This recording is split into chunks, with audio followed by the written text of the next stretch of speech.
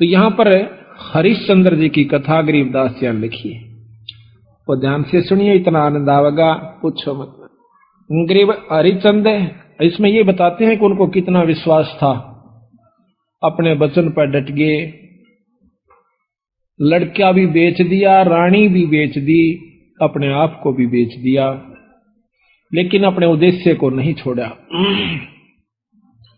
गरीब हरिचंद हरि हेतम अयोध्या नगरी रहते, सतयुग सिंध समाद बचन सब ही सत कहते। हरिश्चंद्र जी सतयुग के अंदर हुए हैं और वो अपने सत के वचन बोला करते, सत पर रहा करते थे, असत बात नहीं कहा करते, बड़े दानी थे। ग्रीव सुर नर मुनि जन देव सकल मन नाही भाया, सब मुनि करी फैलाद सुनो तुम्हें तेरे भवन राया। इतनी अच्छी कीर्ति राजा हरिश्चंद्र की होगी थी कि वो देवता लोग भी उससे यानी जीलियसी करने लागे, द्वेष रख कर लिया। तो वो विष्णु भगवान के पास जाकर कहते हैं कि महाराज एक हरिश्चंद्र नाम का मृतमंडल के राजा है, मृतमंडल में अयोध्या नगरी में राज करता है। तो वो कहते हैं सत नहीं छोड़ता, हम उसकी परीक्षा लेना चाहते हैं। ग्रीव सुर नर मुनि जन देव सकल ना भाया, सब मुनि करी फैलाद सुनो तुम त्रिभुवन राया। ग्रीव सत बाक सत ही कह है, ये सत ही पूजा ध्यान, सत ही सारा कर्म है, सत के चले विमान। ग्रीव सुर नर मुनि जन देव फैलाद लगाई भारी, सुनो विशंबर नाथ हरिचंद्र हैं अधिकारी। गरीब कहें विशंबर नाथ सुनो क्या कि जय देवा, वह हरिचंद्र सतलीन करत हैं सब की ही सेवा। गरीब हरिश्चंद्र का पति व्रत टर नहीं टारा, वह सतवादी संत रहे। गरीब हरिश्चंद्र का पतिव्रत टर ना टारा भाई, वो सतवादी संत रहे हमारी शरणाई। राजा हरिश्चंद्र मेरी शरण के अंदर है भाई, वो सत नहीं छोड़ सकते। गरीब बोलत है ऋषि देव जात है हमारी पदई, सुनो सहस भुज नाथ करत हैं हम उनकी बदई।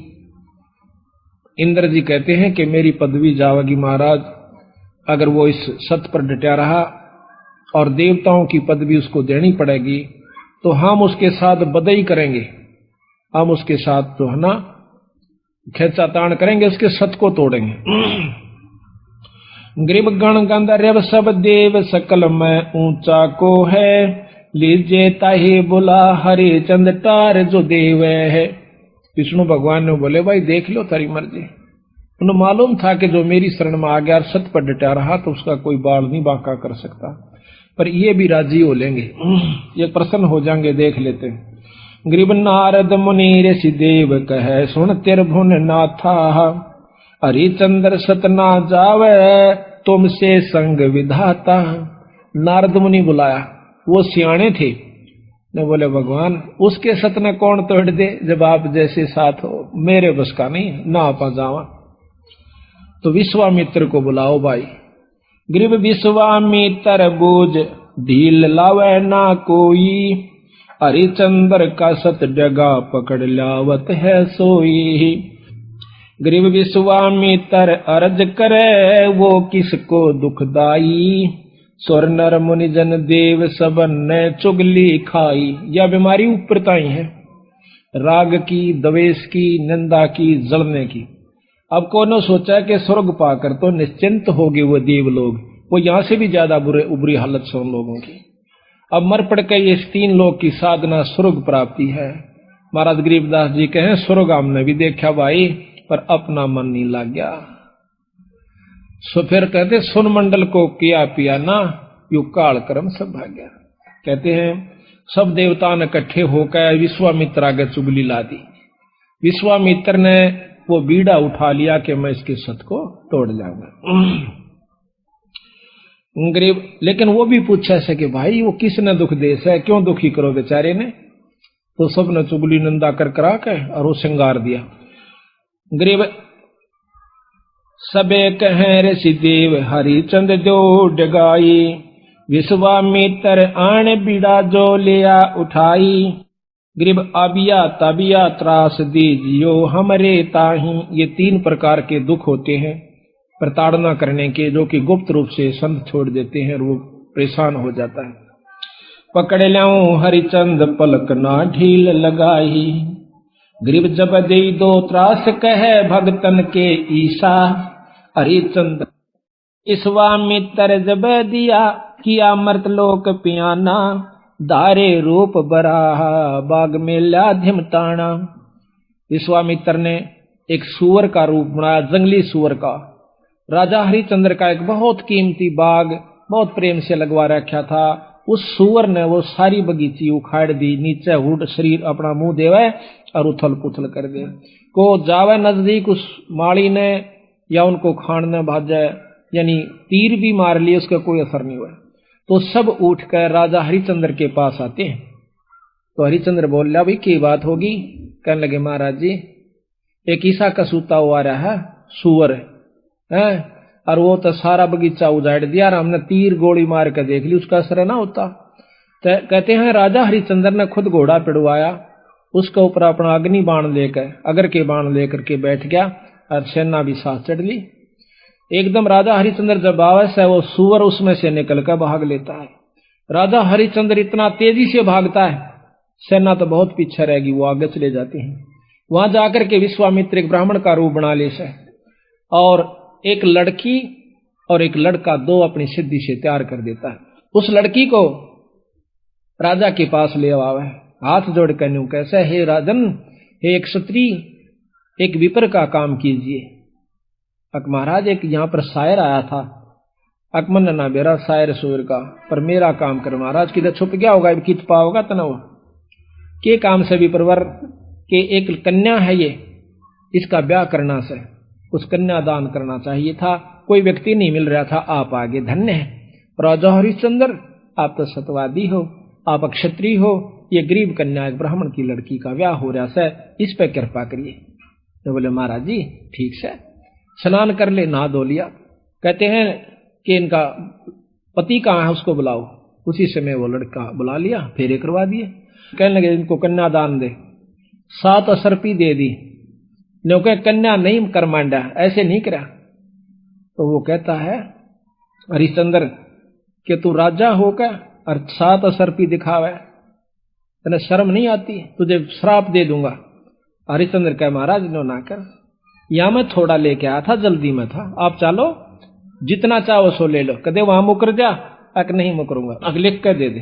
क्या लिखवाओ, अक आपका सारा राज मेरे नाम लिख दे, वो आप पैसे दे देना तन दे दूंगा। कदे उड़ा जाकर राज्यापन दिखावा तो उसी समय लिख दिया कि मैं सर्वस्व अपना राज्य और इसको देता हूं, ब्राह्मण के नाम करता हूं, विपर के नाम। वापस आ जाते हैं, आगे आके राजा को बोला बैठ घोड़े पर। घोड़े पर बिठा के अगली तरफ और पाछा वो पंडित जी बैठ गया विश्वामित्र, राजा को गले से पकड़ लिया आगे से, अब तो मेरा बंधुआ हो गया। अब सैनिकां ने देखा कि राजा को अरे एक ऋषि पकड़े बैठा, तीर चढ़ा लिए। राजा ने बोला कि या तीन मना कर दे, क्यों मरवा मुझे, ना अपना वचन हार जा। सब उसको कह दिया चुप भाई मारो मत, नहीं इसका कोई कसूर नहीं है, मैंने लिख कर दे रखा है। तो बोला इबराज मेरे नाम हो लिया, बता कितने देगा वो। 70 जो है ना 100 असरफी चाहिए थी, 100 बार। वो बोला वो भी दूंगा। तो बोला कितने देगा, तू हार जा अपने बच्चन ने कह दे मैं नहीं दे सकता। ना ये नहीं कह सकता, कुमा के दूंगा, कुमागा 100 असरफी इतने 10 साल में भी ना कुमाई जा। जो बोला महाराज हमने बेच दे सारे परिवार ने चल कर, तेरे पैसे जरूर दूंगा मां। तो उसी समय रानी को पकड़वा लिया और उसके बाल पकड़ लिया विश्वामित्र। राजा कति नहीं कसक्या, और रानी को मतलब राजा को भी बहुत परेशान कर दिया अपनी सिद्धि से। तो फिर भी न बोला विश्वामित्र के अब भी राजा अपने वचन ने छोड़ दे, मैं दोनों वन छोड़ दूंगा। कहते हैं वो रानी कहती है कि महाराज नजर नजरा में ऐसे ढंग से कह रही है कि वचन मत हारना, वचन साधन नहीं है, और चाहे जीत मर जाओ पर आप वचन नहीं हारांगे। रानी ने भी ये प्रण करके यानी उसको सहारा दिया, उसको ले जा करके काशी में ले जाता है, अयोध्या में चौकी बिठा दी यानी अपना राज बिठा दिया। अयोध्या में आकर के उसको बेचता, काशी में आकर बेचता है। राजा लड़के को और रानी को एक ब्राह्मण ले लेता है हरहीरा नाम का। 50 बाहर के अंदर 50 जो भी असरफी थी या जो न देना था उसके रूप में। फिर आप जाकर के एक भंगी के पास जाता है, वो कहता है कि तूने मुर्द फरोश का काम करना पड़ेगा। क्या काम है महाराज? कि जो भी आवे मुर्दा उससे कफन उतार लेना ना, उसको 1.25 रुपया लेना है उससे टैक्स का। बोला अच्छा जी ठीक है, अगर छोड़ दिया तो तेरे से ले लूंगा। बिल्कुल नहीं छोड़ूंगा, ठीक है। कई दिन तक भूखा भाना बैठा रहा। एक कहते हैं हफ्ते के बाद वो कालिया नाम का झिमर मुर्दफरोश वो आता भंगी वहां पर, कहता है कि हरिया कहा महाराज तने भोजन नहीं खा रहा? महाराज आपने भोजन की कही नहीं थी। कहाँ खाऊं? ओ तेरे की, एक दुकान बता दी कि वहां से ले आ और अपना खा लिए, पैसे का हिसाब मैं आप कर दूंगा। तो वहां जाकर के वो क्या करता है, भोजन ले लिया एक व्यक्ति का। इतने में विश्वामित्र आकर एक भिखारी का ब्राह्मण का रूप बनाकर कहता कि महाराज मैं भूखा सा, भोजन दीजिए। तो कहने लगा विप्र आधा ले ले, भला हो तेरा सारा दे दे, मैं तो भूखा मरू सू, आधे में काम नहीं चला विप्र राजा महाराज। कहते हरिचंद्र ने वो सारा उठा कर दे दिया, नौका नो बैठ गया।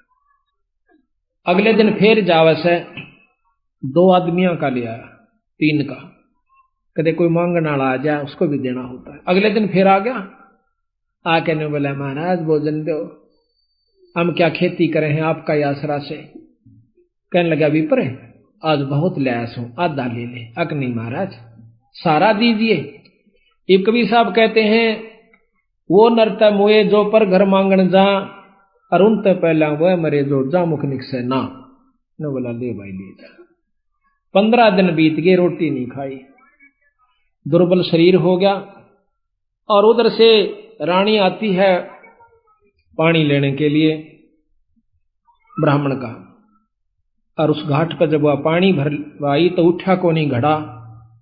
रानी कहती है कि महाराज ये घड़ा उठवाइए। और न बोला रानी कमाल कर रही है तू, ब्राह्मण के घड़े का एक भंगी हाथ लावे, मेरे बस का नहीं, इसमें अंदर बढ़कर उठा ले, पानी कमा बढ़कर। यहां थोड़ी सी विपरीत कथा हमने सुनने को मिला करती थी कि घाट पर रानी पानी लेने गई थी कुएं पर, और वहां पर यह भी आ गया था पानी लेने के लिए। नहीं, ये गलत है। गरीबदास महाराज ने जो लिखी है वो सत्य है, क्योंकि इन लाखों वर्ष पहले की रामायण भी ज्यों की तो मिलती है बंदी छड़ की। तो वहां पर रानी आई थी पानी लेने की खातिर। तो हरिचंद्र ने कहा कि अंदर पानी में डुबकी लगा करके घड़ा उठा लीजिए, घर आ जाती है। कुछ दिनों के बाद लड़का रोहतास उस पंडित जी की खातिर फूल लेने जाया करता था। वो रोजाना फूल ला करके पंडित जी को दिया करता था। वो अपने देव के ऊपर, अपने इष्ट के ऊपर पूजा किया करता था। एक दिन कहते हैं रोहतास फूल लेने के लिए जावा है, विश्वामित्र वहां पर एक सर्प का रूप धारण करके वो छोरे को डस लेता है। तो पड़ा पड़ा रोहतास ने कहा ऐसा कि माली मेरी मां ने जिक्र ना करिए भाई, पंडित जी ने बता दे जाकर।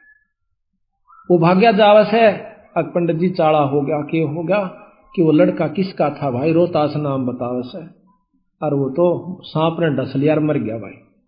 उसी समय भाग लेता है वो हरिहर पंडित जी हर हीरा लाल का, और इतनी सुन ली उस लड़की ने भी, यानी उसकी मां ने भी रोहतास की ने कि छोरे का तो सर्प लड़ गया। वो अभी भागी आवस। बुरी तरह वो ब्राह्मण छोरे ने छाती लाकर रोया है कि बेटा कौन हुई रोतासिया। तो कहते हैं रानी ने बोली महाराज पिताजी रोआ मत ना, ये ताने जाने हंस है, क्यों चिंता करते हो। उस माँ ने उस ब्राह्मण का ढाढ़स बढ़वाया कि ये तो आना जाना खेल से, रो मत ना महाराज, हम सब ने जाना से, हमारे साथ होनी थी सो होगी, कोई बात नहीं। अब वहां से लेकर के वो लड़के का कफन उसके ऊपर लपेट के कपड़ा चल देती है। अब गरीब की गेला कौन जा, हरी हीरा और 2-3 जने वो जाते हैं, जाकर के मर्द घाट पर लुटा देती है, फूकण की तैयारी करे से इधर उधर से लकड़ी तैयार करके। तो इतने में हरिया आ जाता है। हरिश्चंद्र कैसा कि माई वो दे टैक्स 100 रुपया काट।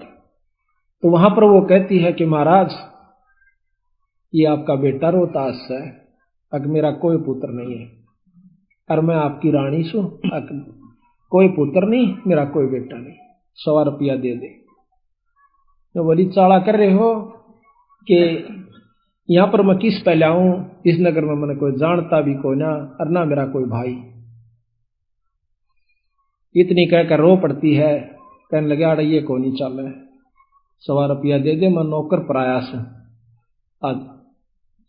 तो वो कहती है कि मेरे पास पैसा नहीं, कफन उतार लेता है और नो कहकर वह पागल हो जाती है और उस लड़के की लाश को पानी में डाल देता है।